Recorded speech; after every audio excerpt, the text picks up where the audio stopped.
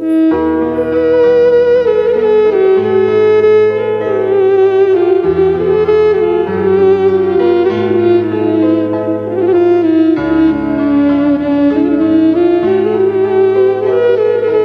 cuma berada di luar ketika petisi 100 bertemu dengan Pak Mahfud. Jadi kan, terus rasanya saya pengen tahu lebih detail, apakah dalam pertemuan itu Pak Mahfud, katakanlah secara verbal, gitu, secara verbal, gitu, benar-benar mendukung gerakan petisi 100, Pak? Atau ya bahasa politiknya aja, tapi tidak secara verbal? Ya, saya kira memang itu kita harapkan. Pernyataan mendukung. Tapi di sisi lain kita juga paham bahwa beliau itu masih di bawah pemerintahan Jokowi, masih di kabinet. Maka bicaranya itu hanya normatif. Tapi kalau saya mengartikan mendukung loh Pak Marwan. Ya, tapi yang lebih penting tadi saya sudah sebutkan, kita diterima saja. Itu sudah sesuatu yang sangat-sangat positif. Tapi ada statement Pak Mahfud yang mengatakan seperti ini. Pak Mahfud kan bilang ya kan tidak mungkin secara proses hukum memakan waktu yang lama. Tapi kalau masyarakat bergerak sendiri revolusi ya silakan saja. Coba Menko Polhukam menyilahkan orang untuk revolusi, apa itu artinya coba? Ya kan itu kan seharusnya tidak keluar dari Menko Polhukam loh ya. Tapi kalau masyarakat mau bergerak ya silakan saja, monggo. Itu hak masyarakat katanya begitu. Itu kan seperti memberi lampu hijau begitu ya, bahwa itu hak masyarakat juga untuk bersuara, karena ya kalau kata Golkar kan suara rakyat suara Tuhan katanya begitu kan ya kan. Jadi itu kode sebenarnya dari Pak Mahfud MD sebenarnya mendukung begitu kalau menurut saya. Tapi kan tidak mungkin disampaikan secara eksplisit ya karena memang masih dalam kabinet. Nggak bisa kayak Pak Marwan lah. Kalau kemudian ada pernyataan yang muncul, reaksi setelah pertemuan petisi 100 dengan Pak Mahfud, terutama dari kubu 02 nih, bahwa itu pertemuan yang tidak etis karena ketemu dengan kontestan pemilu 2024. Gitu. Bagaimana Pak Marwan melihatnya? Kalau yang namanya pesaing ya, itu kita memaklumi ya memang harus bicara begitu. Kalau tidak begitu justru jadi bermasalah.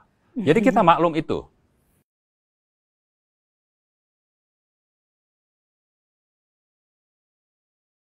Yang lebih penting adalah bahwa pertama, ini Presiden sudah banyak sekali melakukan pidana pengkhianatan terhadap negara.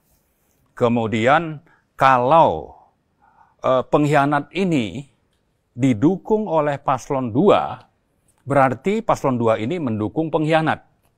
Ya kan? Kan begitu kan? Dan saya dengar berkali-kali Pak Prabowo itu mengatakan bahwa dia akan meneruskan. Dan sangat berterima kasih kepada Pak keberlanjutan Jokowi. Itu. Keberlanjutan itu ya. Jadi artinya rakyat sudah harus paham kalau ada paslon pengkhianat, ini sudah tidak layak untuk dipilih begitu. Itu kita harapkan untuk dipahami rakyat dan menyebar kemana-mana. Nah, yang ketiga yang kita perlu juga cermati, pernyataan cawe-cawe. Ini kan bahasanya itu sangat halus, seolah-olah sesuatu yang remeh-temeh. Padahal intinya adalah melanggar konstitusi, berkhianat kepada negara, atau menyandra lawan-lawan politik. Sehingga nanti pendukung di paslon 2 itu karena pimpinannya itu tersandra kasus-kasus korupsi, maka tidak berdaya untuk tidak mendukung. Ini contoh-contoh yang menunjukkan bahwa publik harus tahu siapa paslon 2 dan siapa Jokowi dan siapa pendukungnya, yang memang dengan begitu kita bisa menyatakan Pak Jokowi ini sudah berpolitik dengan menghalalkan segala cara. Sudah secara sistematis dari awal. Ya, sistematik, tapi juga nanti berdiri di atas yang mereka sebut diklaim sebagai landasan hukum. Tapi hukum yang sudah dikendalikan dan menggunakan cara-cara menyandra. Dan itu sudah secara vulgar ditampilkannya. Tapi menanggapi tadi itu ya, katanya kan ini kontestan Pak Mahfud MD. Ya kita gunakan aja jawaban yang biasa digunakan mereka ya. Ini kan dalam kapasitas sebagai Menko Polhukam. Ya. Gitu kan. Dia masih memerintah. Masih kenapa menjabat. masih dipertahankan tadi kan itu? Iya. Dengan apa namanya peraturan bahwa kabinet PP nomor 53 tahun 23 tadi itu. Memang nggak boleh mengundurkan diri, diizinkan. begitu, bukan nggak boleh, diperbolehkan menjabat. Jadi ya memang saat itu status Mahfud MD sebagai Menko Polhukam, dan wajarlah isu ini memang dibawa ke Menko Polhukam, sangat relevansinya sangat kuat begitu ya. Dibawa karena kan di berbagai event Pak Prabowo selalu mengatakan ya saya sebagai Menhan begitu ya, ini sebagai Menko Polhukam, bahkan di debat aja Pak Prabowo bilang saya sebagai Menhan gitu kan.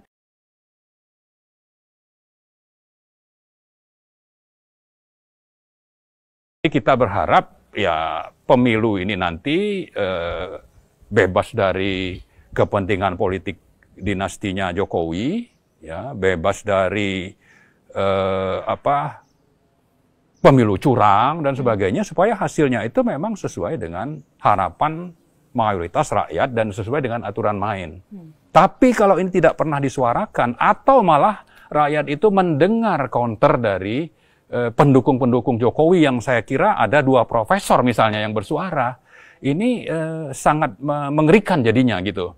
Kok profesor mau diperalat, padahal beliau itu dulu yang salah satu menyusun undang-undang terkait dengan pemilu atau pernah di MK, ya. Jadi bukan hanya negara yang dirusak, intelektualitas. Betul, betul. Itu beberapa profesor pun jadi dipertanyakan oleh publik ya. Betul. Saya nggak mau bilang dirusak juga ini. Iya. karena begini Pak Marwan, hukum katanya ya, kan pemakzulan ada proses hukumnya begitu ya, cara-cara seperti itu. Tapi hukum itu sendiri ada kan untuk suatu tujuan, untuk mencapai tujuan. Hukum itu diadakan untuk mencapai tujuan, untuk mencapai keadilan gitu ya. Tapi jika keadilan ini karena hukum sudah jelas-jelas justru digunakan sebagai alat untuk mencederai keadilan, maka harus digunakan cara-cara extraordinary untuk mencapai tujuan tersebut. Ya karena tujuannya kan mencapai keadilan, dan tujuannya itu yang saat ini tidak tercapai begitu ya. Karena ini ya keadilan bagi keluarga Jokowi mungkin. Betul. Jadi saya kira juga yang perlu difahami oleh masyarakat,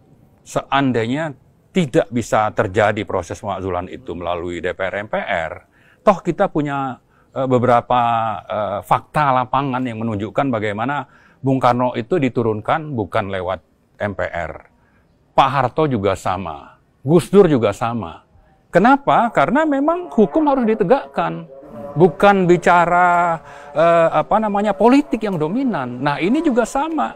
Saya ingat ya, di tahun lalu itu sempat diskusi dengan salah satu anggota DPR dari Gerindra, Desmond J. Mahesa. Beliau itu dengan Pak Antoni Budiawan menulis tentang pemakzulan, dan di situ banyak sekali delik-delik yang menunjukkan bahwa ini memang pantas dimakzulkan, dan itu sudah disuarakan setahun yang lalu lewat buku itu. Bisa saja nanti ini kita sebar bukunya, dan ini bukunya itu sudah ada di publik, bukan semacam informasi gelap, rahasia, bukan, tapi terbuka dan di launching secara terbuka juga begitu. Kedaulatan kan di tangan rakyat. Ya. Meskipun sudah diberikan mandatnya kepada DPR, tapi jika rakyat menarik mandat itu juga bisa. Bosnya kan rakyat begitu ya. Dan lagi soal petisi 100 ini disuarakan, memang perlu disuarakan terus hal-hal semacam ini, karena jika ini sudah menjadi suatu gerakan, menjadi suatu gelombang, maka dengan sendirinya yang tadinya mungkin belum tersentuh akan bergabung juga begitu. Maka akan menjadi besar, dan jika sudah menjadi gelombang yang besar, saya nggak yakin ada yang bisa menghentikan selain takdir Tuhan pastinya. Ya minimal dengan ini kita mengingatkan Pak Jokowi, kalau memang mengutamakan kepentingan bangsa, negara, rakyat, kalau sudah tuntutan seperti ini, kita minta dia mundur secara sukarela. Nah, yang kedua, kita minta partai-partai yang tadi tersandra itu bertobat, ya kan? Sama-sama juga. Jadi kalau bicara sampai 1 tahun, itu kan memang aspek politiknya itu cukup kental, cukup dominan.